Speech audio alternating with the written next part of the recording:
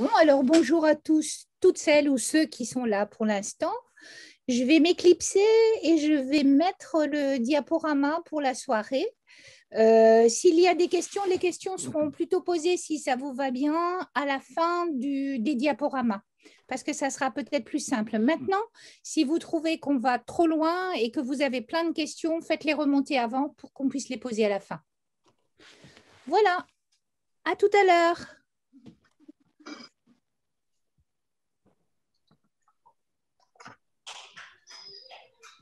Alors, mon diaporama, bien sûr, il n'est pas revenu au début. Ah non, ça serait trop... Voilà, ce n'est pas le début. Bon, ben, il faut que juste que je revienne en arrière. Excusez-moi.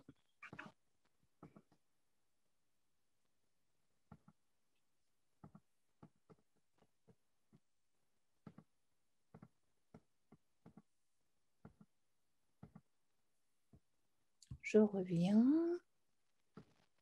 Voilà. Voilà. Et on va partager.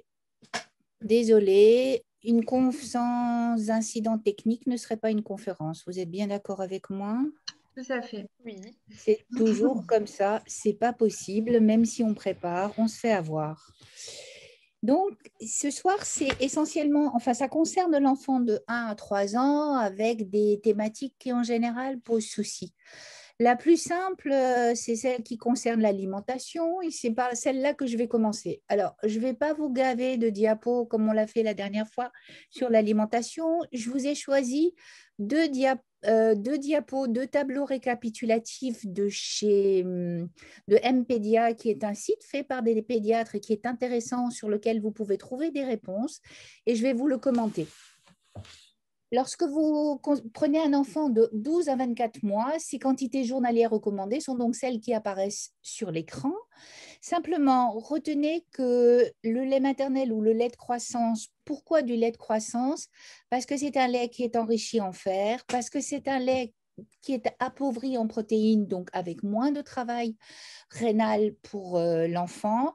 Et c'est un lait qui est enrichi en acides gras essentiels, donc c'est hyper important pour la nourriture des cellules cérébrales qui sont particulièrement friandes d'oméga 3 et d'oméga 6. La quantité de légumes et fruits se situe aux environs de 500 à 900 grammes par 24 heures. On préconise 5 portions de fruits et légumes, comme c'est dit dans le PNNS. Une portion de fruits ou de légumes correspond à 80 grammes. Pour ce qui concerne les protéines animales, et on a vu fleurir à l'heure actuelle des régimes chez les enfants sans viande. Il faut savoir que c'est très compliqué de compenser l'absence de viande chez le petit pour l'apport en fer qui est indispensable à la croissance et à la formation d'une immunité de bonne qualité. Alors, en revanche, les quantités de protéines animales sont beaucoup plus basses que celles qu'on a connues dans les années 2000, début des années 2000. Une formule que vous pouvez retenir, c'est la quantité de protéines animales correspond à 10 grammes plus 10 grammes par année d'âge. Ce qui veut dire que là, nous nous situons dans la deuxième année d'âge, donc l'enfant a 20 grammes de protéines animales par jour, ce qui correspond à 4 cuillères à café. Les céréales et féculents, c'est ce qu'on appelait les sucres lents, sont importants et on doit le trouver à tous les repas. Alors, c'est les pommes de terre, c'est le riz, c'est les pâtes, c'est les légumineuses, c'est les lentilles. Les lentilles ont un apport en fer particulièrement important, ou alors la semoule. Ne faites pas l'impasse sur les matières grasses. Les matières grasses sont importantes chez le bébé, toujours, pour la nourriture des cellules cérébrales. Et je vous rappelle qu'à 3 ans, le cerveau de l'enfant correspond à 85% de la taille de son cerveau adulte. Donc, il est vraiment important qu'on lui fasse un apport correct en oméga 3 et en oméga 6, comme on l'a fait pendant la grossesse par l'intermédiaire du poisson, et puis en matières grasses avec des matières grasses végétales. Dans les matières grasses végétales, les plus importantes, c'est les huiles de noix ou bien l'huile de soja, parce que l'huile d'olive est plus riche en oméga 6 et l'apport trop important n'est pas bon non plus pour la santé. Les matières grasses d'origine animale, comme la crème et le beurre, sont importantes et vous pouvez en apporter un jour sur deux, par exemple. L'huile que vous allez apporter correspond à peu près à 2 cuillères à café par 24 heures. Alors, ça, c'est ce qui concerne le nourrisson de 12 à 24 mois. Donc, vous avez vu, 500 ml de lait, ne dépassez pas 800 ml de lait par jour. Je me souviens de consultations récurrentes pendant lesquelles les mamans me disaient « mais il ne mange pas, il ne reste pas à table, il n'est pas intéressé par la nourriture ». Et quand j'interrogeais, je me retrouvais avec un bébé qui avait quasiment 1 litre 2 de lait par 24 heures. Je vous rappelle que le lait est un aliment et que ce n'est pas un liquide. Donc, il apporte des calories et si votre enfant se satisfait de boire son biberon, il ne fera pas l'effort de venir à table et de manger avec vous.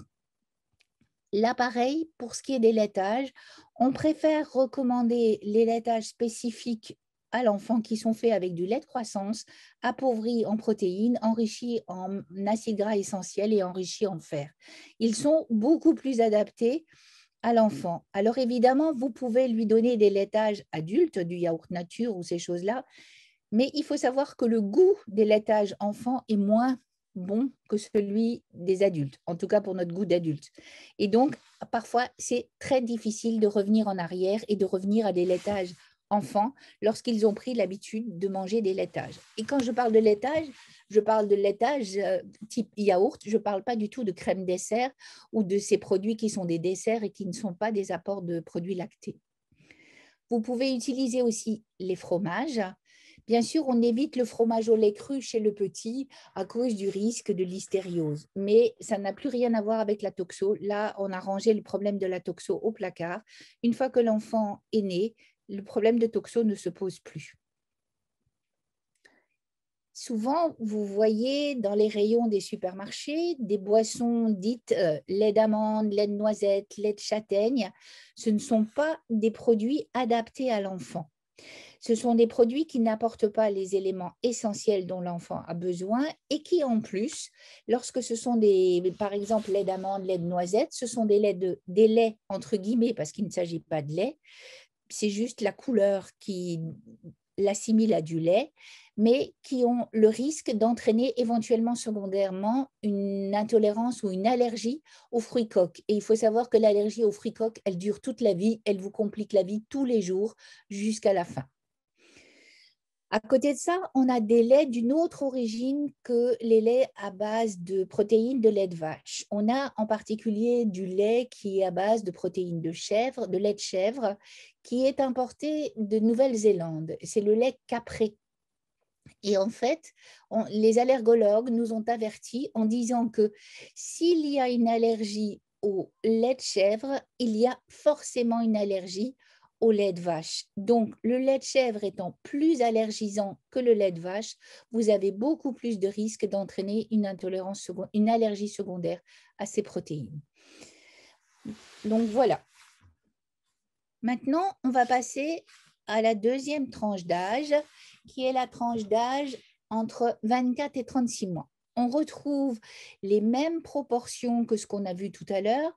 Seul l'apport en protéines est augmenté, toujours selon la formule 10 grammes plus 10 grammes par année d'âge, ce qui donc à cet âge-là fait 30 grammes de protéines animales, soit 6 cuillères à café de viande ou de poisson.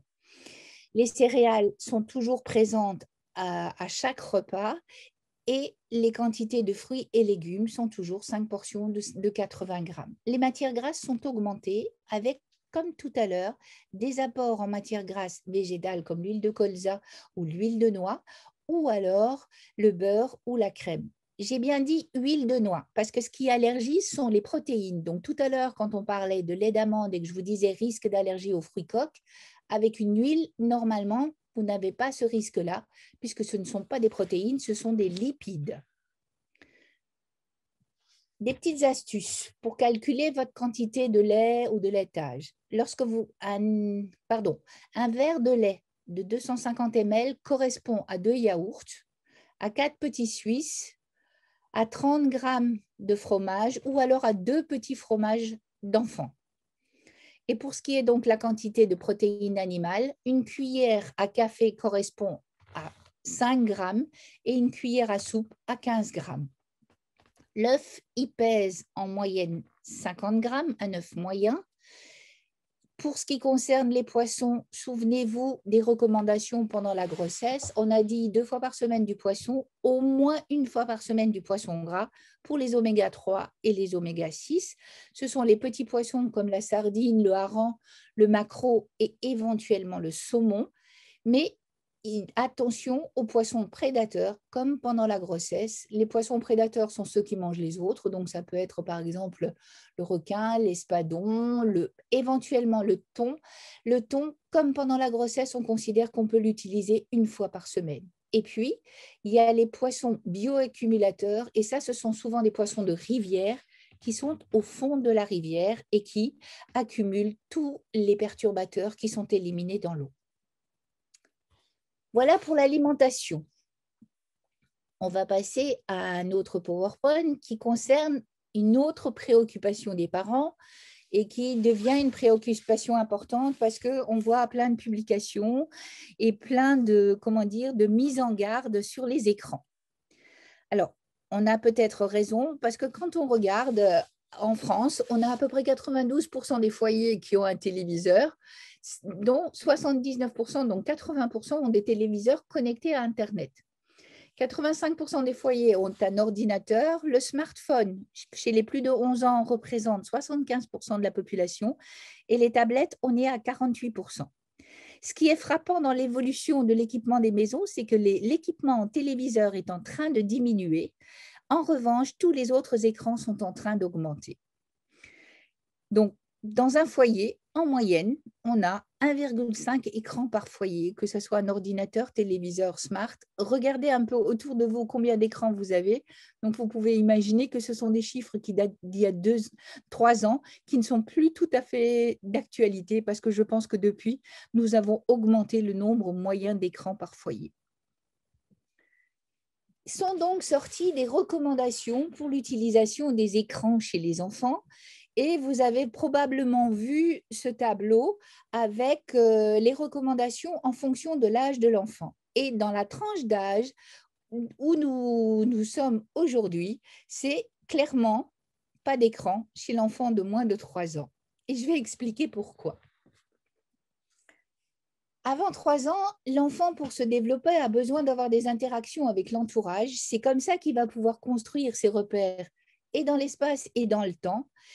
Pour que cette construction puisse se faire correctement, ça doit interagir avec les 5 sens, que ce soit l'ouïe, que ce soit le tactile, que ce soit le goût. L'enfant va intégrer l'environnement par l'intermédiaire de ces 5 sens. Et c'est lui qui est acteur de ce monde-là. Il doit apprendre à le faire tout seul. Il doit aussi apprendre à être seul parce que jusqu'à cet âge-là, il est en général très entouré. Et souvenez-vous de cette période très délicate qui est l'angoisse de la séparation à 9 mois.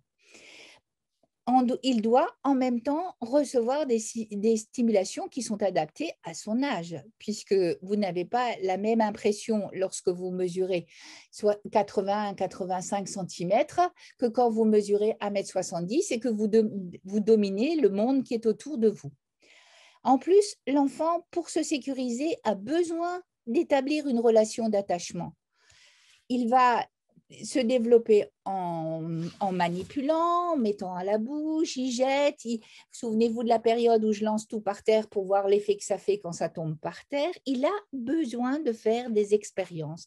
C'est en manipulant qu'il va pouvoir intégrer l'environnement autour de lui. Devant un écran, cette manipulation n'existe pas. Il est passif. L'écran va attirer toute son attention et risque de le rendre agité après parce que les stimulations vont être hyper fréquentes et hyper importantes. Pendant tout ce temps-là, il ne va pas développer les capacités, les praxies au niveau des mains, les manipulations, l'odorat. Le seul sens qui est en éveil, c'est la vue, éventuellement l'audition, parce qu'on n'est même pas sûr de ce qu'il intègre lorsqu'il écoute. Donc, pour construire ces repères, on doit découvrir le monde. Comment on fait derrière une télé, puisqu'il n'y a pas d'interaction. La télé parle, mais aucune parole n'est vraiment adressée à l'enfant. Même dans les émissions qui sont les émissions pour petits, on s'adresse très peu à l'enfant. Pour qu'il puisse se sentir acteur de son monde, il doit se rendre compte qu'il peut le transformer, ce monde. Et comment peut-il s'en rendre compte si ce n'est en manipulant les objets, en les transformant, en construisant avec des Legos, en faisant des tours. Toutes ces choses-là sont importantes. Il n'a donc pas, dans ce cas-là, le statut de spectateur passif qu'il a devant un écran. Pareil, quand il est dans son environnement, il doit apprendre à être seul, à avoir aucune stimulation. C'est ce qui va lui permettre d'apprendre l'autonomie, de faire face à l'absence des parents et de se séparer de façon correcte des parents. Sinon, c'est un sentiment d'abandon qui va s'installer. Pour apprendre l'autonomie, il faut passer aussi par l'ennui. Il faut être seul dans ses activités sans source d'excitation extérieure. La télévision, elle va empêcher d'apprivoiser la solitude parce que l'enfant va être stimulé en permanence par des couleurs, par des images, par des sons. Et du coup, il n'a pas cette angoisse de séparation parce que pour lui, la télé, la différence entre la télé et les parents, il ne va pas savoir ce qu'est une personne et ce qu'est un écran. Ce n'est pas de l'âge de l'enfant de comprendre la différence. Quand un enfant se développe, pour qu'il puisse se développer de façon correcte, il a besoin de recevoir des stimulations qui sont adaptées à son âge. Celles qu'il est capable d'intégrer à ce moment-là, qu'il peut assimiler et qui vont respecter son rythme de développement. Au niveau d'un écran, les couleurs, la succession des images est beaucoup trop rapide pour que l'enfant puisse les intégrer en totalité. Et donc, elles ne font pas sens pour lui parce qu'il n'a pas un continuum d'idées dans ce qu'il voit. Et peut-être que ça serait à l'origine de l'instabilité que l'enfant va installer progressivement. Comment on fait pour construire une relation d'attachement avec un écran? La relation d'attachement, elle se construit avec l'entourage, avec l'interaction avec l'entourage, et c'est ça, c'est la présence ou la réaction de l'autre qui va permettre à l'enfant de développer un sentiment de sécurité. On a tous besoin de relations interhumaines. Regardez comment on souffre avec ce fichu confinement qui nous pèse depuis l'année dernière, et il suffit de regarder les chiffres affolants du nombre de dépressions et de détresse morale qu'on a à l'heure actuelle, y compris chez les enfants, en raison de ce confinement qui finalement nous éloigne de nos proches. Donc, quand on a un écran, on a deux types d'écrans. On a les écrans non interactifs et c'est la TV et c'est les lectures de DVD. L'enfant est captif devant l'image, il est spectateur, il n'apprivoise pas la solitude puisqu'il a en permanence une stimulation et du coup, il ne supporte plus le silence parce que pour lui, c'est une source de peur. Il est perturbé, perdu dans son environnement. Il est incapable, bien sûr, d'établir une relation d'attachement avec la télé, c'est tout à fait logique. Et du coup, il y a une possibilité de trouble du développement avec une passivité de l'enfant, puisqu'on ne lui a jamais demandé d'interagir. Le langage, si on ne vous pose pas de questions, si on ne vous parle pas, votre langage ne se développe pas. Au contraire, le fait d'être passif devant la télé, lorsque la télé va s'arrêter, vous allez percevoir un énorme manque et vous allez être hyper agité. C'est à l'origine de troubles du sommeil, en particulier lorsque l'enfant regarde la télé le soir avant de se coucher. Il n'est pas capable de se concentrer puisqu'on ne lui demande pas de se concentrer devant un écran et il va en devenir dépendant parce que c'est quelque chose qui remplit son univers. Et puis enfin, la dernière conséquence, c'est la prise de poids. Parce que lorsque vous êtes installé devant une télévision, à la limite, vous dépensez moins de calories que dans le métabolisme de base, puisque vous n'avez aucun mouvement. Vous êtes là, vous gobez l'écran, vous n'avez même pas les quelques mouvements que vous accomplissez lorsque vous êtes au repos, par exemple, installé sur un canapé. Et puis, on a les fameux écrans interactifs, la tablette. Comment la tablette pourrait-elle remplacer un jouet traditionnel ? Pour que l'enfant puisse avoir des repères dans un monde réel, il doit se rendre compte que, l'irréversibilité des choses, le fait que le temps avance, que le temps passe, que les mouvements sont nécessaires à la réalisation d'une action. sur un monde numérique, ce n'est pas lui qui réalise les mouvements qui sont reproduits dans l'image. Et puis, la réversibilité, il peut revenir à la phase antérieure.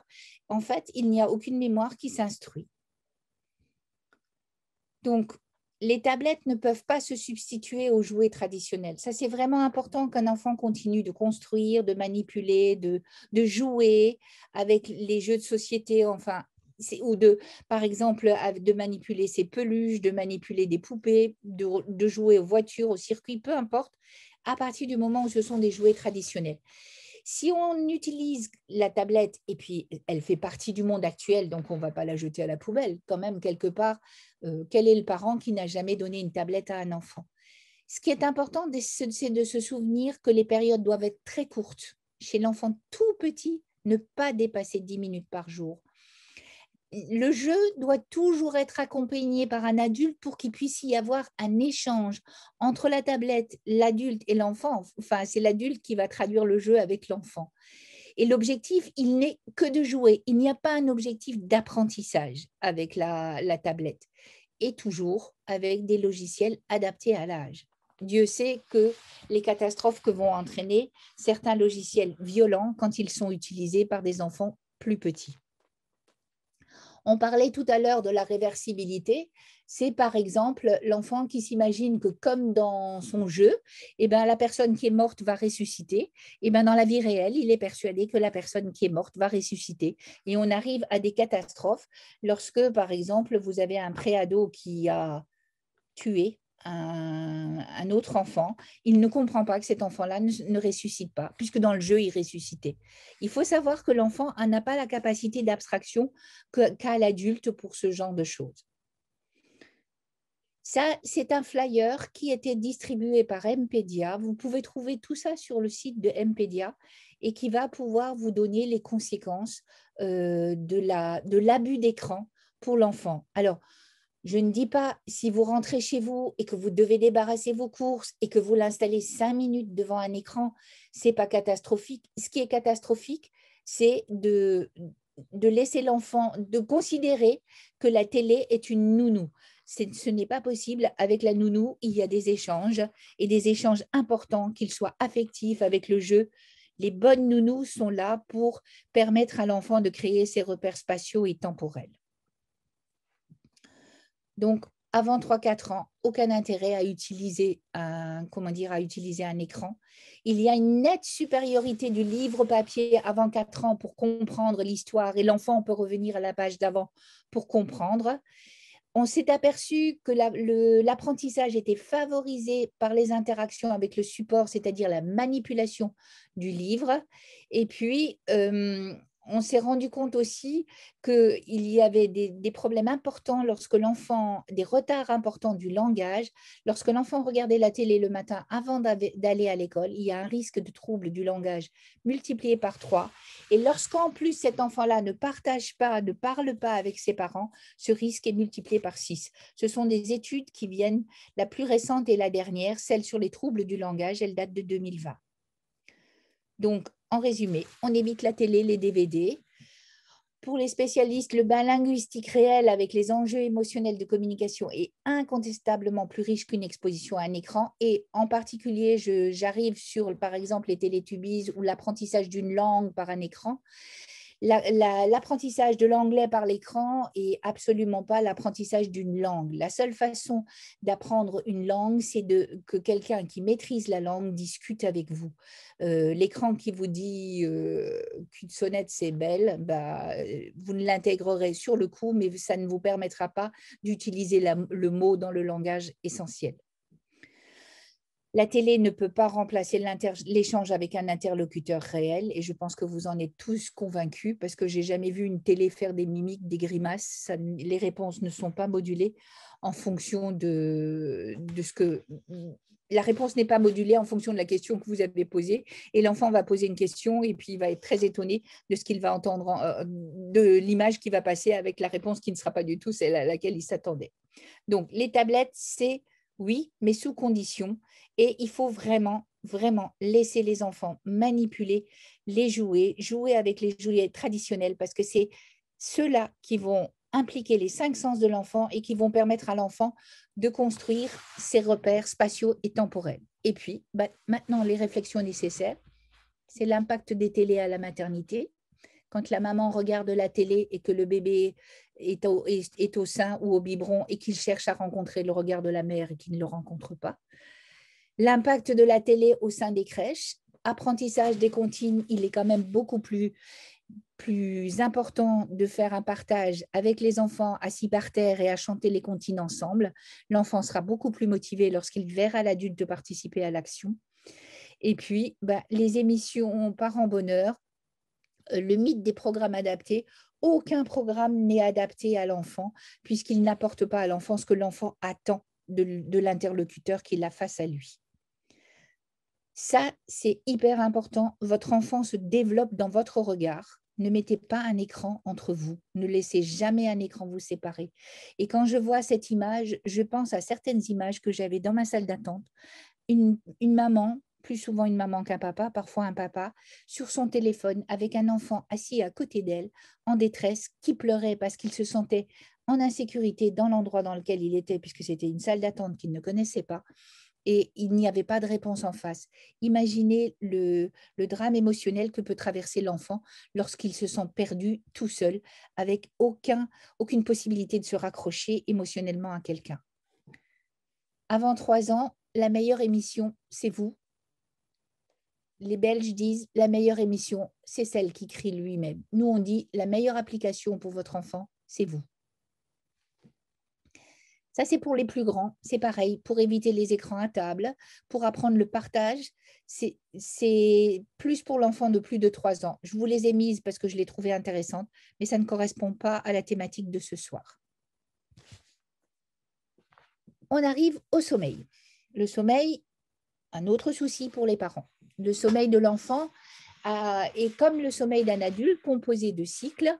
Les cycles au cours duquel il y a du sommeil agité, du sommeil lent. Et progressivement, ces cycles vont s'allonger. La première année, la question essentielle des parents, et surtout à la naissance, c'est quand est-ce que l'enfant va faire ses nuits? Habituellement, l'enfant fait ses nuits vers l'âge de 2-3 mois. Les cycles s'allongeront progressivement de 50 minutes à la naissance pour arriver à peu près à la durée de l'adulte à l'âge de 6 ans. Au cours du sommeil, vous avez ces différentes phases. Vous avez une phase d'éveil, une phase d'endormissement, le sommeil léger, le sommeil profond et le sommeil paradoxal. Alors, la phase d'éveil, elle se produit entre chaque cycle de sommeil. Si au cours de cette phase, l'enfant pleure ou se réveille ou chouine un tout petit peu, attention à ne pas le sortir du lit, ne pas le réveiller, parce que sinon vous allez le sortir de son cycle et ça va être bien plus compliqué pour lui de se rendormir. Il lui faudra peut-être 70 à 90 minutes pour se rendormir. Pour qu'il puisse se construire un peu correctement un rythme de sommeil. Vous savez bien qu'il y a des rituels du sommeil. On emmène doudou, il y a on peut lui chanter une petite berceuse. Ce qui est important, comme tout à l'heure, l'enfant a besoin de repères. On se couche en principe à heure fixe, le plus souvent. Essayez de maintenir la même heure. C'est difficile, je le sais, quand papa, maman travaillent, mais c'est quand même très important. Et il vaut mieux avoir un rythme régulier la semaine et profiter de la fin de semaine pour profiter de l'enfant. Évidemment, si vous rentrez à 7 heures du soir, c'est compliqué de prendre du temps avec l'enfant parce que sinon, le coucher se fera vers 9 heures, 9h30. Et ça, c'est vraiment trop tard pour l'enfant. Donc, ce qu'il faut privilégier, c'est le rythme de l'enfant.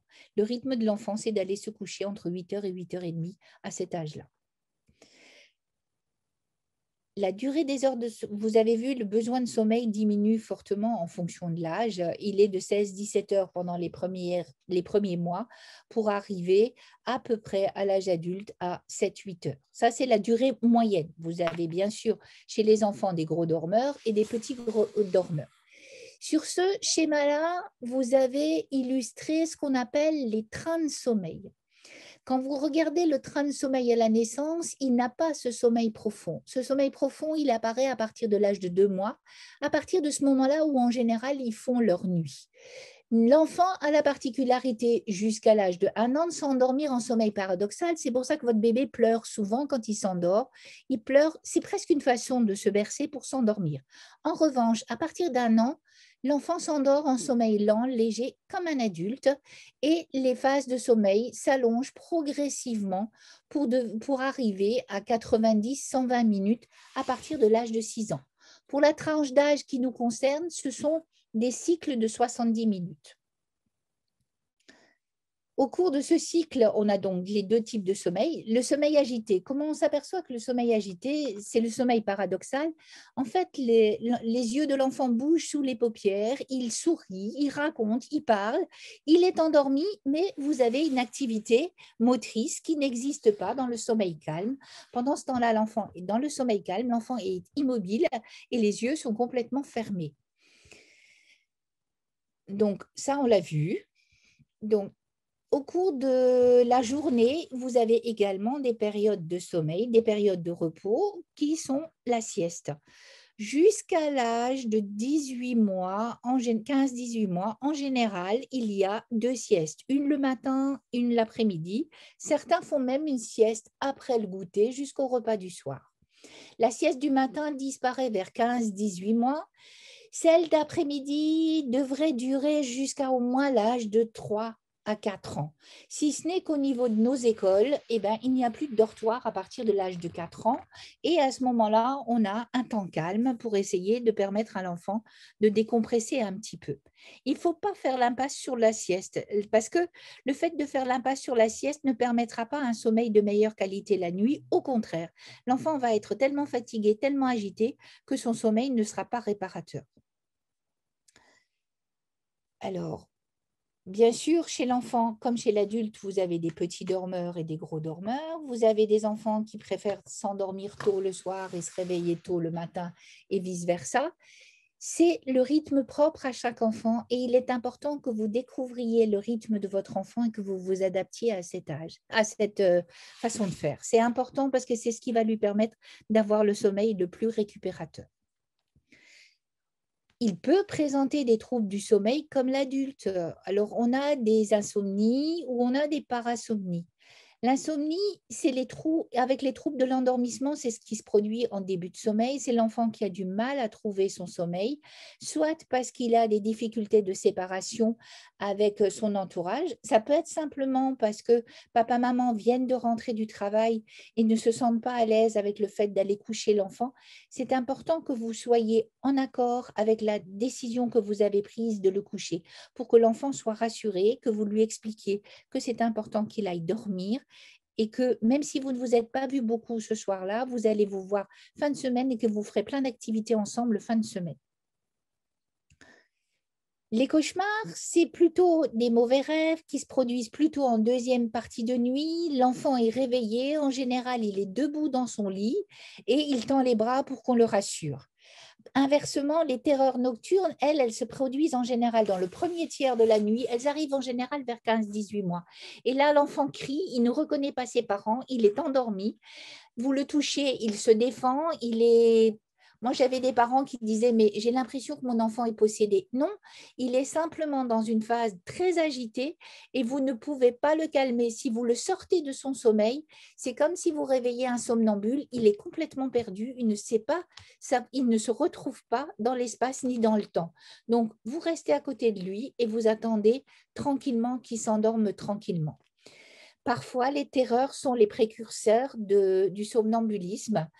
Le somnambulisme, en général, apparaît chez des enfants qui ont des antécédents dans la famille. Le plus souvent, c'est un seul accès dans la nuit qui ne dure pas plus de 10 minutes. Attention aux fenêtres, attention aux conditions un peu difficiles s'il y a ce genre de pathologie, entre guillemets, ce genre de symptômes dans la famille.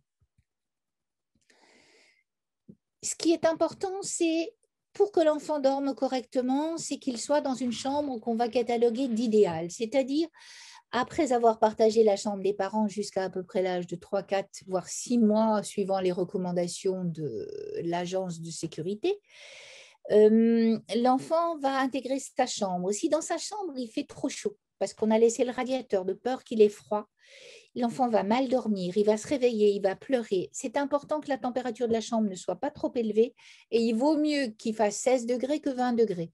Parce qu'avec 16 degrés, il aura peut-être froid, mais il se pleutronnera sous ses couvertures, alors qu'avec 20 degrés, il aura trop chaud et il aura soif et ça va le réveiller, ça va le faire tousser, ça sera très désagréable. J'ai dit couverture, je vous rappelle que les couvertures ou les couettes n'apparaissent qu'après l'âge de 18 mois. Jusqu'à 18 mois, un enfant dort dans sa turbulette sans avoir de couverture dans son lit. Pour l'aider à dormir aussi, vous pouvez lui donner des repères temps. Par exemple, on fait la sieste la journée avec une discrète pénombre. On ferme à peine les volets. Mais la nuit, on ferme les volets ou on ferme les rideaux pour qu'il y ait vraiment une mise en place de ce sommeil, de ce rythme veille-nuit. Et puis, il y a une petite astuce pour les enfants. Il y a un réveil avec un petit lapin dessus. Lorsqu'on n'arrive vraiment pas à faire comprendre à l'enfant, et en particulier à cette époque-ci où il fait jour tard le soir, il y a un petit lapin dessus et le petit lapin dort quand c'est le moment de dormir et il a les yeux ouverts quand c'est le moment d'être réveillé. Et avec ce petit moyen visuel, vous pouvez faire comprendre à l'enfant que c'est vraiment le moment de dormir puisque petit lapin dort. Même si lui dit j'ai pas sommeil, si, petit lapin dort, donc c'est que c'est l'heure du sommeil. S'il se réveille souvent dans la nuit, il n'est pas question de le laisser crier. C'est très insécurisant pour un enfant de crier, de n'avoir pas de réponse. Il a l'impression, pareil, un sentiment d'abandon, c'est très difficile. En revanche, apprenez-lui tout doucement à s'autonomiser en y allant de moins en moins tôt, en le laissant attendre un tout petit peu plus. Mais il est hors de question de laisser pleurer un enfant 3 heures de suite pour qu'il s'endorme. C'est inconcevable. Et puis, si on voit que ces troubles ne passent pas, on s'interroge sur l'origine des troubles. Éventuellement, on consulte à la recherche d'origine organique, comme des reflux qui vous réveillent, qui brûlent et qui vous créent des douleurs œsophagiennes qui peuvent être à l'origine de réveils nocturnes. Comment l'aider à aller se coucher? On l'a dit tout à l'heure, c'est instaurer le rituel pour permettre à l'enfant de retrouver ses repères. Il dort dans son lit, dans sa chambre. Ne l'endormez pas dans vos bras. Si vous l'endormez dans vos bras ou au salon et qu'après vous le prenez parce que c'est plus facile, parce que quand il est endormi, vous le couchez dans son lit et il reste endormi, quand il va se réveiller, il va être complètement perdu parce il ne s'est pas endormi dans les mêmes conditions et il lui faudra un certain temps pour intégrer le fait qu'il est dans sa chambre. Et ça, pareil, c'est insécurisant pour l'enfant.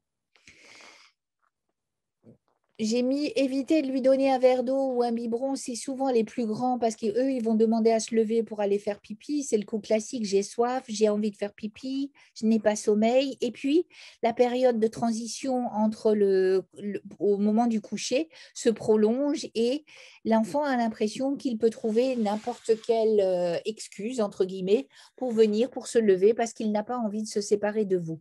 Ce qui est important, c'est que vous avez décidé à un moment donné que c'était l'heure du coucher parce que ça correspond à sa physiologie, vous maintenez votre décision. Et puis, vous lui expliquez, vous lui dites que s'il pleure, vous allez venir voir s'il va bien, mais s'il repleure, vous ne viendrez pas forcément. Essayez de lui faire comprendre que le chantage aux pleurs ne pourra pas fonctionner. C'est plus facile à dire qu'à faire, je suis d'accord avec vous. S'il a besoin d'une lumière, laissez plutôt une lumière dans le couloir pour que ça ne soit pas l'obscurité complète plutôt que de la laisser dans sa chambre. On a parlé des écrans tout à l'heure. Évidemment, normalement, là, on a dit qu'il n'y a pas d'écran avant 3 ans. Pour l'enfant plus grand, on évite l'écran avant le coucher. Toute stimulation, c'est comme le jeu. Un jeu particulièrement actif avant d'aller coucher, ce n'est pas intéressant pour l'enfant parce que vous allez le réveiller et il aura, alors qu'on est surtout là pour lui apprendre à se relaxer et à partir dans le sommeil. Et puis, il y a aussi cette histoire du soir qui va aider à l'apprentissage de la langue et qui va permettre à l'enfant de s'endormir tranquillement parce qu'il aura eu votre présence à côté de lui. Et puis, pourquoi pas, quand ils sont plus grands, interagir. Une fois qu'ils savent lire, chacun lit sa page, le parent et l'enfant. Le lit adapté, on l'a dit tout à l'heure, pas d'oreiller, pas de couette, rien avant 18 mois. Après, vous pouvez commencer. Un lit adapté, au départ, ce sont des lits à barreaux. Il arrive vers 18 mois que l'enfant parfois demande à sortir de son grand lit. À ce moment-là, vous le mettez dans un lit avec une barrière devant pour qu'il ne puisse pas tomber. Le développement psychomoteur, je ne vais pas vous le dérouler parce que je me suis permis de prendre cette édition au niveau du CHU Sainte-Justine du Canada et de Québec, et il est vraiment très bien fait. Ce PowerPoint, il sera disponible sur le site des hôpitaux privés et vous pourrez le lire.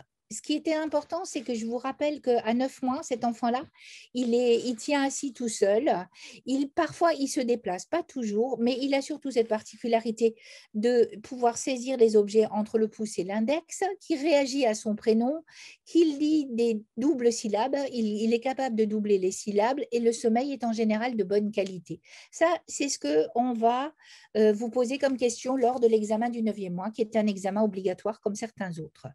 Et puis, on va entrer dans cette deuxième année. Et là, on a une autonomie importante, une évolution fulgurante avec l'enfant qui va commencer à faire ses premiers pas, qui est capable de monter les escaliers, qui sait bouger au rythme de la musique. Il ne sait pas descendre les escaliers. C'est pour ça que c'est très important. Quand vous voyez que votre enfant monte les escaliers, apprenez-lui à descendre à reculons. Il sait tourner les pages d'un livre et il sait construire des tours de 2 ou 3 blocs. Et vous allez voir, ça c'est important parce qu'au fur et à mesure de l'évolution psychomotrice, les tours vont devenir de plus en plus hautes. Et pour nous, c'est un signe de développement correct des praxis. Il est capable d'imiter des gestes simples. Il vous dit au revoir, il dit bonjour. Il se reconnaît dans le miroir alors qu'avant, il avait l'impression qu'il voyait un autre enfant. Il sait maintenant avant et après, mais bon, il est encore capable de mélanger. Hier, je vais aller en vacances, pourquoi pas? Ça, c'est des choses qui existent encore. Il est capable de pointer les parties de son visage et il arrive à apparier des objets de même forme. Premier mot, les jeux vocaux. Certains mots représentent plusieurs choses. Par exemple, l'eau, ça peut être l'eau, ça peut être le lait, ça peut être le jus de fruits, peu importe. Certains mots sont des mots choisis par l'enfant pour désigner quelque chose qui ne sont pas forcément les mots adultes. Il est capable de comprendre des ordres simples. À 18 mois, il sait dire à peu près une cinquantaine de mots. Pour l'habillage, il sait aider pour l'habillage, il sait enlever les vêtements à condition que ça soit déboutonné, il sait boire à la tasse avec un bec verseur et 2 anses, et il mange avec la cuillère, chose assez fascinante qu'on observe dans l'évolution. Il prend la cuillère, il met l'aliment dedans, et pour le mener à sa bouche, il la met à l'envers, et du coup, bien sûr, l'aliment tombe. Ça, c'est assez caractéristique de l'enfant petit. Ça va changer, vous allez voir, durant cette année-là.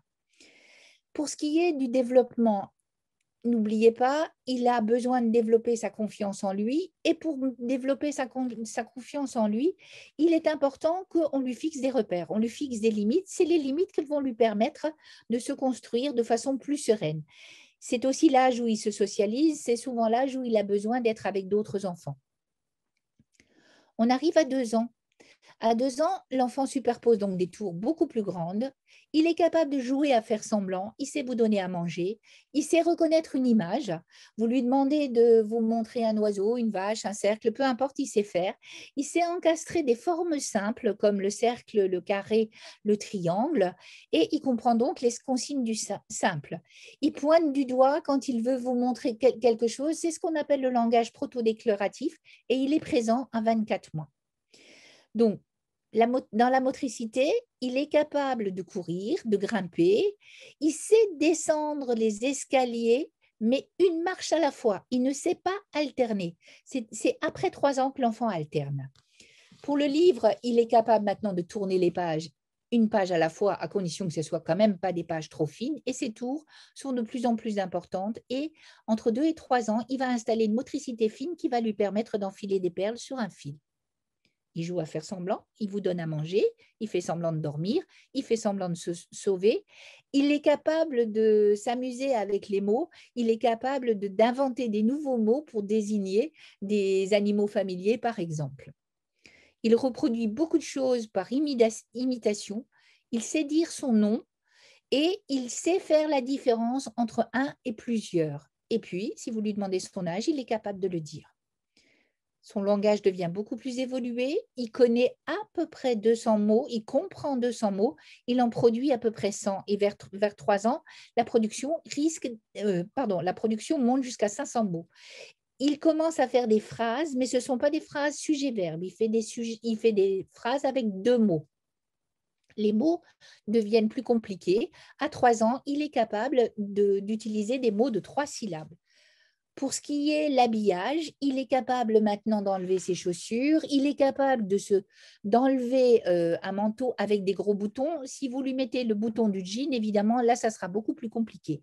Il sait boire au verre, il sait boire avec une paille et il sait manger correctement à la cuillère. Il commence à comprendre l'apprentissage des gestes barrières, entre guillemets, et il n'y a qu'à regarder vos enfants, regardez comme ils ont bien intégré les gestes barrières, parce que ça fait partie des apprentissages qu'ils sont capables de retenir et ils les retiennent et ils les appliquent souvent beaucoup plus mécaniquement que nous.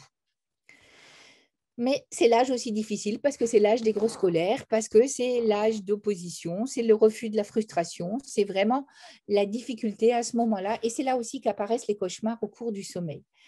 Pour ce qui est dans le développement social, c'est là qu'il commence à avoir un sentiment de propriété et vous entendez très souvent l'enfant dire « c'est à moi » avec un M comme une cathédrale. Il est peu capable de maîtriser ses émotions, en particulier les émotions négatives. C'est ce qui complique un petit peu la vie entre 2 et 3 ans. Et nous sommes à ce fameux âge du non, où quand vous voulez obtenir quelque chose, il va dire non d'abord et puis il va réfléchir après. La 3e année, il y a un examen chez le pédiatre ou chez le médecin qui va compléter parce que c'est là qu'on va voir comment se passe l'évolution psychomotrice. Et on se rend compte s'il y a des difficultés ou non. Alors, l'éducation, je ne me suis vraiment pas penchée dessus parce que je me suis dit que pour éduquer un enfant, on a quelques paroles simples, mais on est obligé de s'adapter à l'enfant qu'on a en face de soi. Et tous les traités d'éducation ne traitent pas de votre enfant, ils traitent de l'enfant en général. Et est-ce que votre enfant correspond à l'image de l'enfant qui est dans le livre? Je ne suis pas sûre. Alors, l'enfant va apprendre progressivement que dans la vie, il y a des émotions heureuses et puis des émotions malheureuses, qu'il y a des gens qui vont l'aimer et d'autres pas. Ce qui est important, c'est que pour qu'il puisse affronter ces difficultés, il soit sécurisé par le comportement parental. Essayez d'être le plus bienveillant possible et de faire le plus de choses possible avec douceur, équilibre, ça va développer sa confiance. Il sera capable d'écouter ce que vous lui dites à partir du moment où il a confiance en vous et à vous aussi de faire preuve d'empathie envers cet enfant qui ne cherche qu'à vous plaire. Mais cela ne suppose pas qu'il n'y ait pas de respect. Le respect fait partie des choses importantes de la vie. Respecter autrui, c'est ce qui permet la vie en société. Les phrases qui tuent, c'était dans un vieux parent.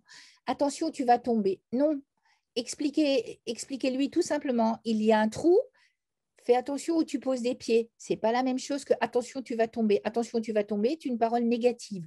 Si vous lui dites ce qui risque d'arriver, c'est différent. Transformez votre parole en une parole positive. Ne prends pas le verre, tu vas le casser. Fais attention en prenant le verre, il risque de tomber. C'est la même chose, mais pas dit de la même façon. Vous faites confiance à l'enfant quand vous lui dites sous cette forme-là.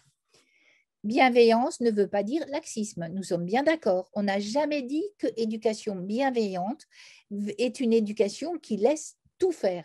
J'ai parlé de respect tout à l'heure, le respect envers les parents. Je ne pouvais pas supporter, j'ai vu un jour en consultation un enfant qui s'est assis sur une chaise, j'avais 2 chaises. La grand-mère s'est assise, l'enfant s'est assis, la mère est restée debout. Il avait 3 ou 4 ans. Je l'ai obligé à se lever. Je suis désolée, il y a des règles de politesse, le bonjour, au revoir, merci. Évidemment, ça suppose que nous fassions les mêmes choses, mais il est important que l'enfant apprenne à respecter autrui. Pour qu'on soit bienveillant, il faut qu'on agisse dans l'intérêt de l'enfant, de permettre à l'enfant de se construire. Quand un enfant a fait une bêtise, vous lui demandez de raconter sa bêtise et vous lui expliquez. Mais vos explications ne sont pas des explications de 3 heures, ça doit rester quelque chose de simple. Et dans l'éducation, on ne doit être ni laxiste, ni autoritariste.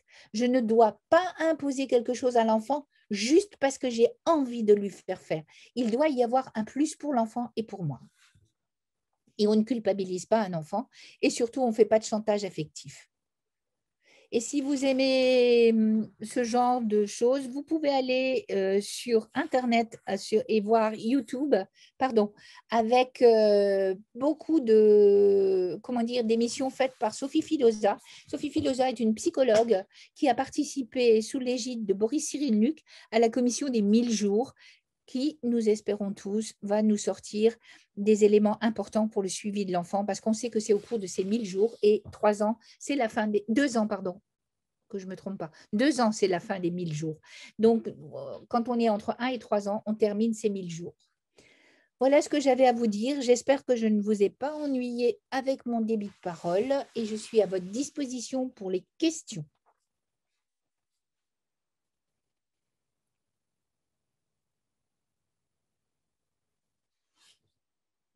Delphine, personne n'a de micro ouvert.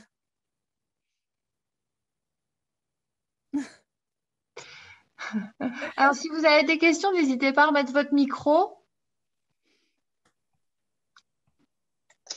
Oui, bonjour, s'il vous plaît, j'ai une question. Oui, allez-y. C'est en ce moment, avec le confinement et le télétravail, et puis on doit garder les enfants à la maison. J'aimerais savoir s'il y a des astuces pour limiter le temps d'exposition des enfants à la télé. Éteindre la télé, tout simplement. Mettre des jeux, prendre le temps de jouer avec l'enfant. Et puis, je suis à la maison, j'ai mes petites filles à la maison. Bon, vous me direz, elles sont plus grandes, elles ont 8 et 10 ans. Mais il y a des jeux et elles jouent avec leurs jeux. Et on fait des jeux ensemble et des dessins ensemble. Alors, c'est vrai qu'avec le télétravail, c'est compliqué. Pour l'enfant, de faire la différence entre le télétravail et puis maman à la maison pour être avec moi. Si vous avez le moyen, si vous êtes 2, partagez-vous le temps.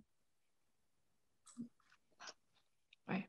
Il n'y a pas de solution miracle, vous savez. Mais c'est sûr que la télé n'est vraiment pas la solution.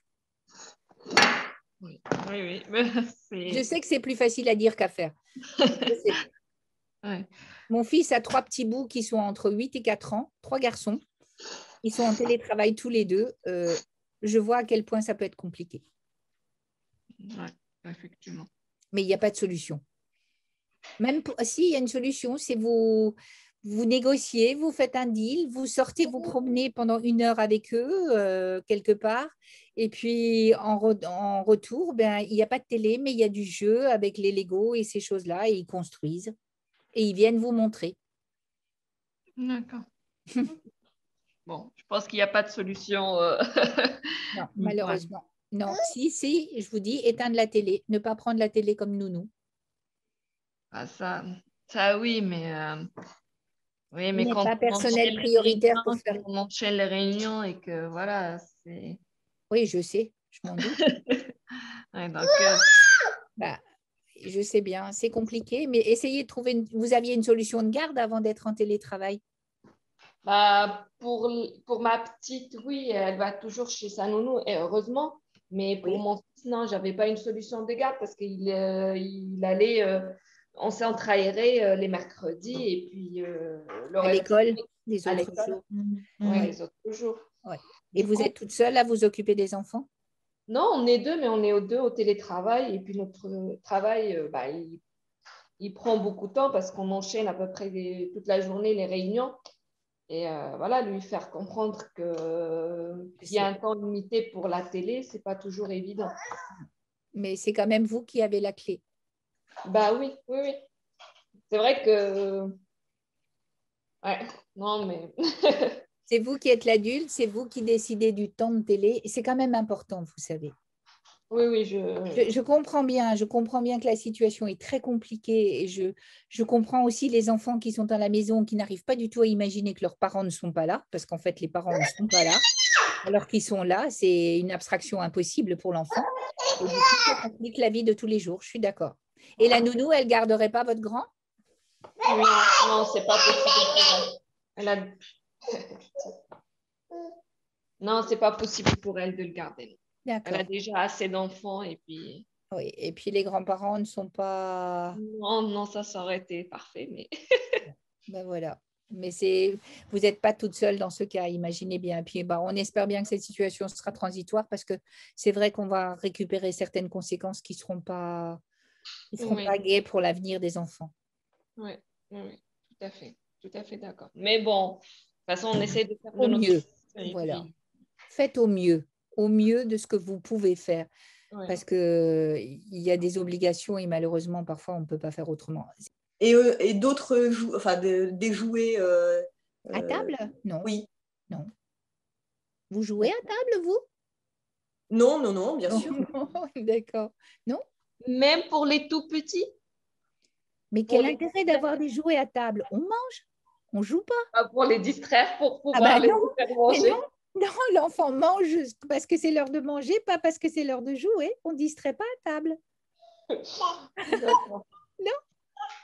Alors, ayez un rituel. Moi, je les vois en crèche parce que je suis en crèche. Donc, on va laver les… Alors, c'est les plus grands, mais les petits, c'est pareil. Elles le font avec les petits. On lave les mains, on met le bavoir, on met la table, on met le bavoir, on installe et on ramène le repas. Vous voyez, on a, comme pour beaucoup de choses, ritualisé les choses pour l'enfant pour qu'il ait un repère. D'accord. Donc, s'il refuse de manger, on le laisse un petit peu et on retente et après, c'est tout, en fait. Et c'est tout, voilà. Et alors, j'avais dit pour les enfants plus petits, un enfant qui refuse un aliment 7-8 fois, vous ne le représentez plus. C'est vraiment un aliment qu'il n'aime pas, mais ce n'est pas parce qu'il va le refuser une fois qu'on va dire qu'il ne l'aime pas. Vous voyez? Et là, je pense que c'est un refus par rapport à nous, pas vraiment. Alors, je pense qu'il a un petit appétit, mais aussi qu'il chantage un peu avec le fait qu'on ait du mal à lui donner à manger. Voilà. Oui, et puis quelque part, il joue avec vous. Il se rend compte que pour vous, c'est une préoccupation importante que de le faire manger. Donc, s'il veut c'est une façon d'avoir un peu de pouvoir sur vous, vous savez. Il va manger. Je mange si j'ai envie de te faire plaisir, mais je ne mangerai pas si je n'ai pas envie de te faire plaisir. Excusez-moi, si je peux me permettre, parce que j'ai un peu vécu la situation avec mon fils. Nous, ce qui a fonctionné, parce que moi, j'avais le même souci, un bébé qui ne prenait pas le biberon, qui mangeait très, très peu. Et nous, ce qui a fonctionné, c'est que plutôt que se concentrer sur d'abord lui donner à manger et après nous manger, on l'a mis à table avec nous. On l'a mis à table avec nous. On lui a mis son assiette devant. Et en fait, on ne s'occupait pas de lui. On mangeait pour l'inciter vraiment à découvrir. Et du coup, petit à petit, alors ça a mis du temps. On est passé par une phase de néophobie également. Mais pareil, on a suivi ces conseils-là de lui proposer régulièrement les aliments qu'il ne voulait pas quand même. On l'a jamais privé de dessert sous conseil de notre médecin. Elle a toujours dit, parce que c'est vrai qu'il mangeait peu, donc au moins il avait son dessert, son produit laitier. Au jour d'aujourd'hui, il a 2 ans et demi et ça y est, il s'est mis en route au niveau des repas. Il mange tout seul. Mais en tout cas, il mange. Je peux pas dire que… Le repas, c'est un partage. Et à partir du moment où l'enfant est capable d'être assis à table, vous savez que ce soit dans une chaise haute ou autre chose, l'enfant est à table avec vous. Pour que lui ait un intérêt à manger, il faut qu'il voit que vous avez un intérêt à manger. Pourquoi il ferait quelque chose qui ne vous intéresse pas? Il joue dans l'imitation. Il a besoin d'être conforté par votre attitude. Et c'est vrai que de le mettre à table avec vous, de ne pas l'installer avant tout seul et de manger après, ça peut améliorer largement la situation. D'accord. Merci. Après, j'ai Madame Balkissoun qui a levé la main. Oui, vous m'entendez? Oui, je vous entends. Oui, bonsoir à tous. Merci pour cette rencontre en ligne. Alors du coup, j'ai une question, mais plus qui est liée au développement de l'enfant et notamment sur l'empathie. Qu'est-ce qui, d'après vous, participe à développer l'empathie chez l'enfant et à partir de quel âge on peut réellement entamer ce travail avec les enfants? Et à contrario, qu'est-ce qui freine le développement de l'empathie chez l'enfant? C'est une question c'est un sujet qui m'intéresse parce que je travaille dans le secteur culturel et artistique. Et c'est vrai qu'on est amené à parfois créer des rencontres, notamment avec des artistes qui organisent des festivals et autres. Et donc, du coup, c'est un peu aussi en lien avec la question de l'écran. Et donc, du coup, j'ai envie de connaître un peu votre avis sur ces questions-là. Un enfant va pouvoir développer de l'empathie envers les autres si lui en bénéficie. Vous êtes d'accord? Quelque part, si vous ne respectez pas un enfant, que vous ne lui montrez pas d'intérêt, il ne va pas s'intéresser aux autres, il va se renfermer sur lui-même. Pour qu'il puisse avoir le respect de l'autre, il doit, lui, bénéficier de cette empathie. Il doit sentir l'intérêt qu'il provoque chez l'adulte qui est face à lui. Et une des meilleures façons déjà de commencer pour développer l'intérêt pour montrer à l'enfant l'intérêt que vous avez pour lui, c'est de vous mettre à sa hauteur. Installez-vous à sa hauteur, parlez-lui à sa hauteur. Et là, il se rendra compte que, comme disait Dolto, le bébé est une personne. Et c'est là que vraiment, quelque part, il va percevoir ce que vous ressentez pour lui. C'est ce qui va lui permettre d'être sociabilisé avec les autres enfants.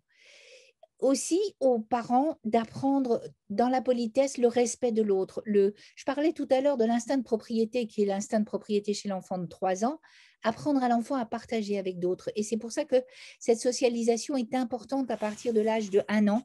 Là, vraiment, il a besoin de fréquenter les autres enfants, que ce soit dans une crèche ou dans une MAM, ou que ce soit chez Nounou avec des enfants plus grands. C'est au contact des autres enfants qu'il va apprendre ça.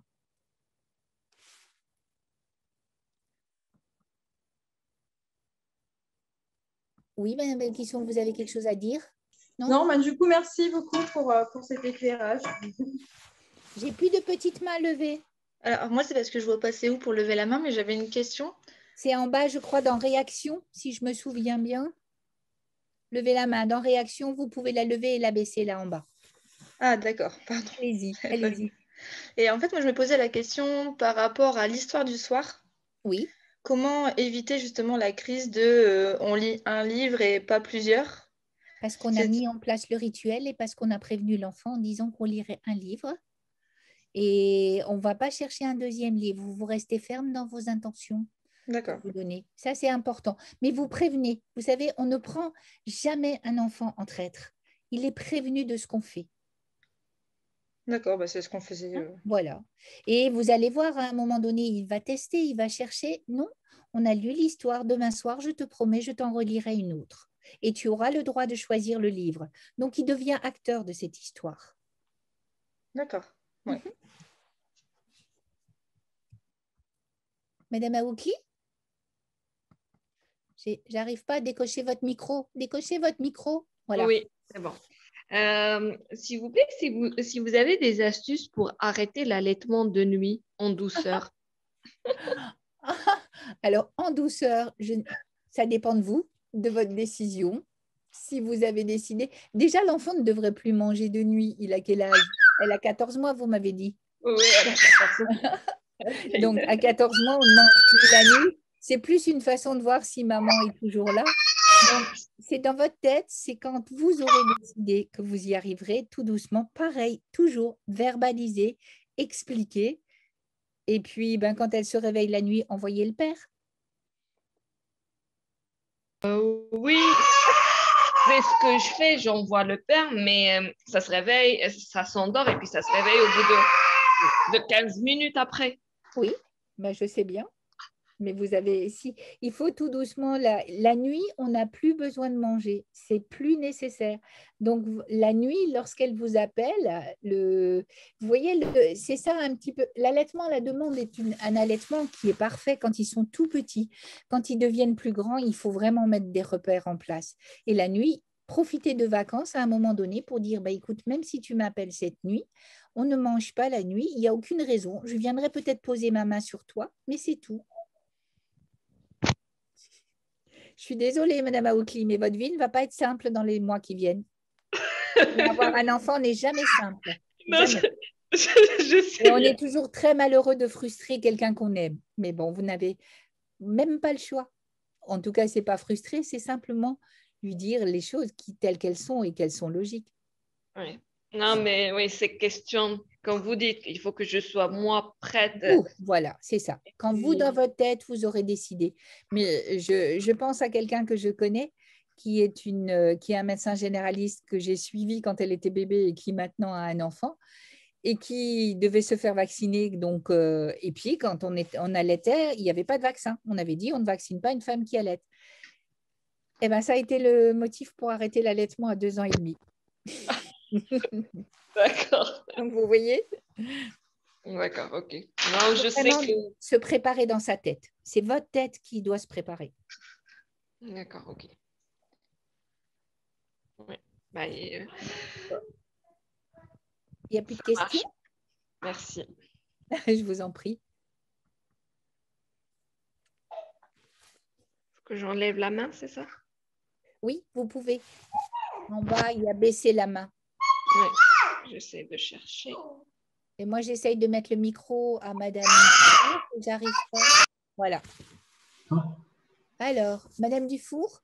Oui, bonsoir. Je me permets de vous poser une question. J'ai mon fils qui a un peu plus de 3 ans et je recherche des pistes car les repas sont très, très compliqués. Je voulais savoir si vous aviez des astuces. Je suppose un trouble de l'oralité. Mais on m'a dit qu'à cet âge-là, c'était normalement passé. Réglé. Oui, mais si ce n'est pas réglé, ça mérite quand même une consultation chez un orthophoniste. Parfois, il suffit de 2-3 séances. Et sinon, pourquoi? Il absorbe, il a des difficultés à avaler, des difficultés à prendre dans sa bouche? Alors, les repas sont très, très, très longs. C'est la bagarre. En fait, c'est la bagarre à chaque repas. Il peut manger des choses un jour et ne pas les manger un autre jour. Donc, il n'y a vraiment pas de règle. Il peut manger des fois des morceaux et des fois les recracher. Essayez de préparer le repas avec lui, d'aller faire les courses et de préparer le repas avec lui. Parfois, ça suffit. Et puis, à la limite, vous savez, quand on fait cette fameuse diversification menée par l'enfant, alors on n'a pas de meilleurs résultats au niveau des troubles de l'oralité, mais là, ça vous permettrait éventuellement, votre repas est prêt, vous êtes à table tous, et puis vous lui mettez dans l'assiette les mêmes morceaux qu'à vous pour voir ce qu'il fait. Ah, c'est ce qu'on fait, hein. On est 5 à la maison, donc avec des plus grands. Oui. Vous êtes tous à table ensemble? On est tous à table ensemble, oui. D'accord. Et on essaie de manger tôt. Oui. Il a des repas adaptés à son âge. Oui, et il sort de table, il ne tient pas en place. C'est la bagarre. C'est très, très compliqué. Essayez de voir quand même l'orthophoniste pour les troubles de l'oralité, même si, à mon humble avis, vu ce que vous me racontez, ce n'est pas vraiment le problème. Je ne pense pas. Je pense que c'est plus le fait d'agitation, le fait d'être assis qui ne lui convient pas, en tout cas, il ne veut pas accepter cette règle-là. Il veut attirer l'attention sur lui. Et si vous le faisiez manger avant, là, l'inverse, de l'autonomiser, qu'il ait du temps pour lui avec vous. Alors, on le fait manger avant, mais pour autant, le repas dure 1 heure. De toute façon, à la fin, je ne sais pas comment il fait pour manger, tellement c'est froid. Mais ça, ce n'est pas le problème. Ça, ce n'est pas grave. Ça, ce n'est pas grave. Il ne faut pas vraiment pas vous inquiéter parce qu'ils mangent froid. Il y a des enfants qui ne mangent que froid. Il y en a qui ne sont intéressés que par le froid. Ça ne doit pas être un problème. D'accord. Le problème, c'est plus le manque de concentration, l'agitation, le fait qu'il ne veut pas rester avec vous. Vous voyez mais il n'y a pas d'écran qui marche dans une pièce à côté. Il n'y a rien qui peut le distraire. Non, il n'y a pas d'écran. Il y a un chien? Non plus. Parce que sinon, j'aurais dit qu'il fait manger le chien en faisant tomber par terre les trucs. Non, essayez ça. Essayez tout doucement avec vous. Et puis, sinon, privilégiez un peu de temps avant lui. Mais ne vous énervez pas. Il mange froid, mais ce n'est pas grave. C'est vraiment pas grave. Ça n'est pas un souci. D'accord. D'accord. Merci. Je vous en prie. Après, j'ai une main chez Madame Dufour. J'arrive jamais à enlever vos micros. Voilà. Non, c'est vous qui pouvez peut-être l'enlever.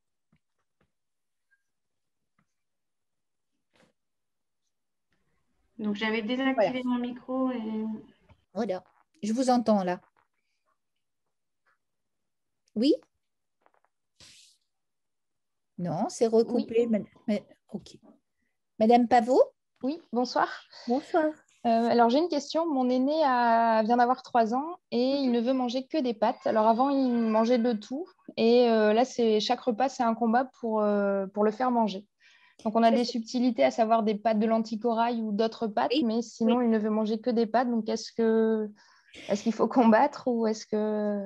C'est l'âge aussi où ils sont un peu dans ce que j'appelle le régime blanc, vous savez, et quand on veut leur faire manger les légumes, parfois ça passe plus facilement sous forme de soufflé, sous forme de gratin, sous forme de choses qui paraissent plus lactées, ça passe plus facilement. Et les pâtes, il fut un temps où une grosse marque agroalimentaire faisait des pâtes aux légumes, et donc en faisant des pâtes aux légumes, ils avalaient quand même des légumes parce que dans les pâtes, il y avait des légumes. Ce genre de choses, vous pouvez faire. Alors, j'ai testé, mais si les pâtes sont colorées, ça ne fonctionne pas vraiment, mis à part les pâtes de lentilles corail, où du coup, on met un peu de ketchup et ils croient que c'est du ketchup, mais c'est... Et de mélanger, par exemple, de faire, pourquoi pas, un gratin avec de la ratatouille dedans et des choses comme ça. Ils ne prendraient pas? À mon avis, ça va être compliqué, mais on a testé d'être très ferme pendant 1 mois, il a perdu 700 grammes. Oui, dans ce cas-là, ça ne sert à rien. Là, à ce moment-là, ça ne sert à rien. Par contre, à ce moment-là, remplacez votre portion de légumes par une portion de fruits. Oui, les fruits, il n'y a aucun problème. Voilà. Donc, ne rentrez pas en conflit. Vous avez votre rapport avec les fruits. N'oubliez pas vos 5 portions de légumes et fruits. Et puis, à la limite, le soir, vous pouvez tricher pour vos légumes avec des soupes. Oui, ça, c'est notre histoire aussi. Encore, alors, il a 3 ans, mais il veut encore son biberon du soir, le lait en poudre qu'on achète en pharmacie. Et pourquoi vous ne faites pas une soupe avec le lait dedans? Personne ne vous empêche de mettre les mesures de lait dans la soupe. Hein. J'ai pas... Vous faites une soupe liquide et vous mettez vos 5-6 mesures de lait dedans. D'accord. Oui, on va tester. Très bien, merci beaucoup. Il faut vraiment chanter, il faut essayer de faire en sorte qu'on rentre dans leur goût. Il faut se dire que leurs goûts ne sont pas les nôtres et c'est ça qui est toujours compliqué. Parce que quelque part, on voudrait qu'ils fassent comme nous, mais non. Pour eux, je vous dis, le régime blanc, ils préféreront et de loin un soufflé de légumes que par exemple des légumes à manger comme ça. Donc, ne soyez jamais en opposition. Obtenez ce que vous voulez, mais pas par l'opposition.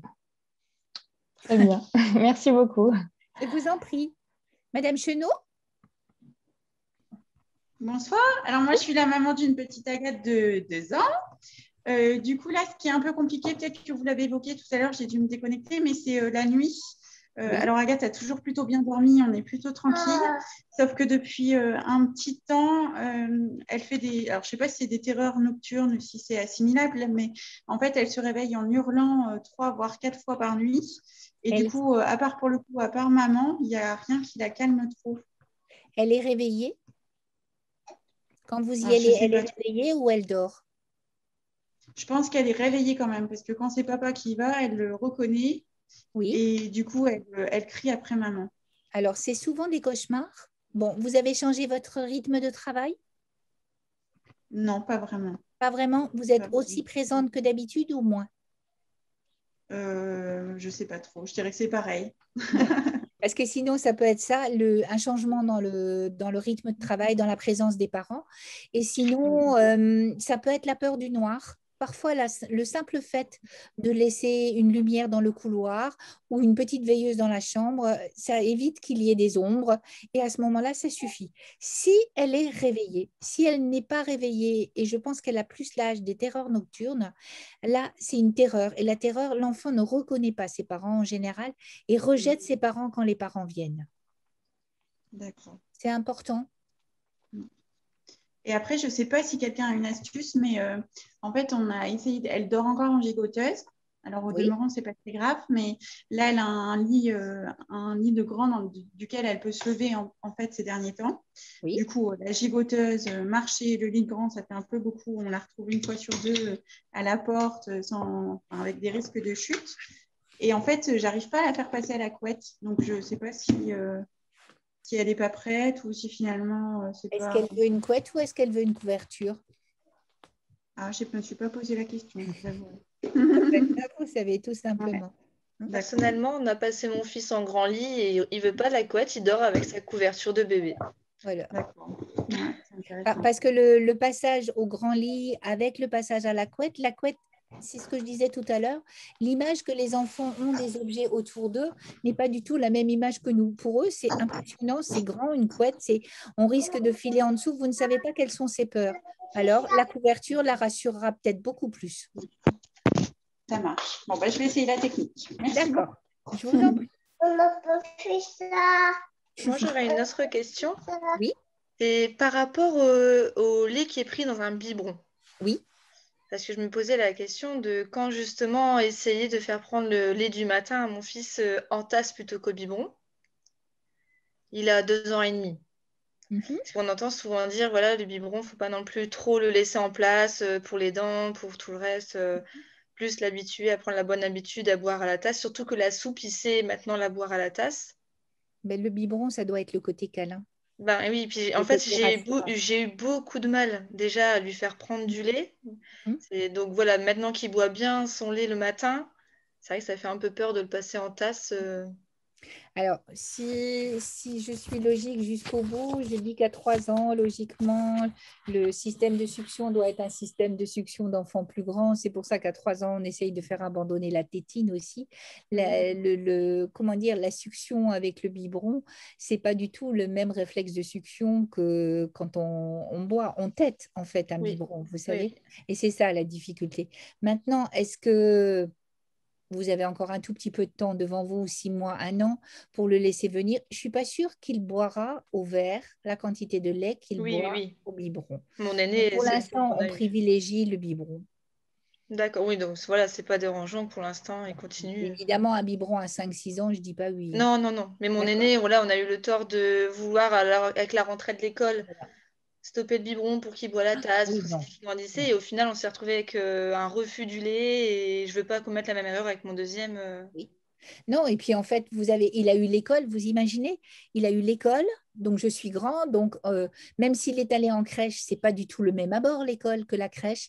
Et puis après, on lui dit pas de biberon, mais oui, mais moi j'ai pas envie de devenir grand, donc je refuse tout. Ah oui.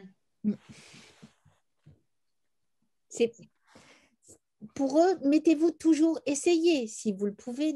Il y a des choses qu'on ne peut pas, je dis, où on ne peut pas se mettre à leur place. Je disais toujours, on essaye toujours de comprendre et de faire en sorte que l'enfant puisse arriver à la décision qu'on a prise pour lui.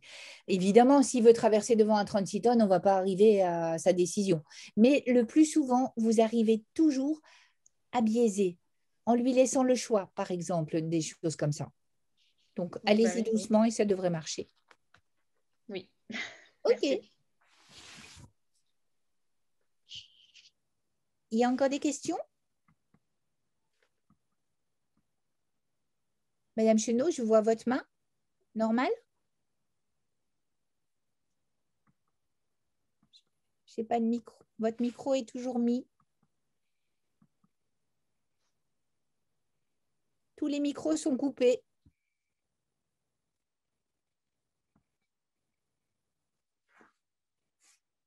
Delphine, les micros ne s'enlèvent. Voilà. OK. Y a-t-il une question encore? Personne?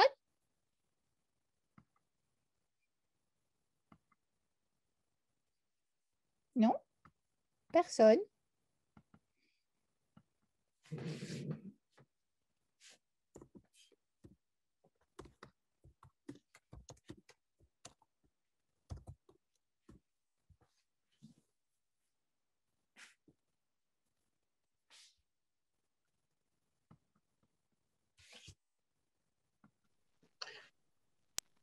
Voilà. Il y a plus de questions? Oui, moi j'ai encore une question qui m'intrigue, c'est la jalousie. Comment on peut éviter la jalousie entre frères et sœurs? J'étais très prudente par rapport à mon grand et ça a plutôt bien fonctionné. Il n'est pas du tout jaloux, mais la petite qui a 14 mois, elle est beaucoup plus jalouse que lui. Mais c'est normal, c'est le partage. Le partage est compliqué et c'est pour ça que c'est mieux d'apprendre le partage dans la famille que de l'apprendre dans la société. On apprend beaucoup plus facilement avec ses parents qu'avec des étrangers. Mais ce qui est important, c'est que si elle est jalouse, qu'elle pleure parce qu'elle veut que vous l'appreniez et que vous êtes avec votre grand, eh bien non. Je suis avec ton frère, c'est l'heure de ton frère, le moment de ton frère. Donc tu attends, lui il attend quand je suis avec toi, toujours. D'accord. Parce que sinon, le grand, il va se sentir rejeté, vous imaginez? Et puis, ça veut dire aussi, plus je crie, plus j'obtiens. Non, ce n'est pas possible. On partage et on partage. Oui, ce n'est pas simple de partager, mais il faut apprendre à partager. D'accord, ok. Je voulais voir si j'adopte la bonne attitude. C'est ce que vous faites. C'est ce que je fais. Oui. Mais je me demandais si ça allait la rendre plus jalouse ou au contraire. Ça va diminuer. Non, ça va lui apprendre à respecter son frère, à laisser du temps à son frère et à ne pas dire, parce que lui, il pourrait aussi dire, c'est ma maman à moi, elle m'a piqué ma mère, elle m'a piqué mon père. Eh bien non, chacun a sa place avec maman, son temps avec maman, papa, peu importe, mais chacun respecte l'autre. D'accord, ok, merci.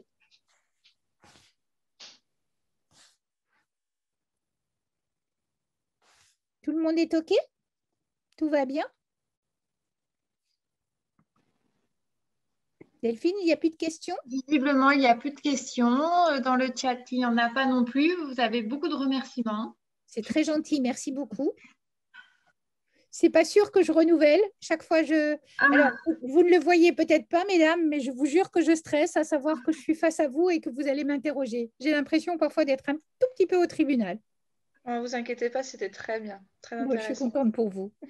Donc voilà, et puis ça sera à votre disposition.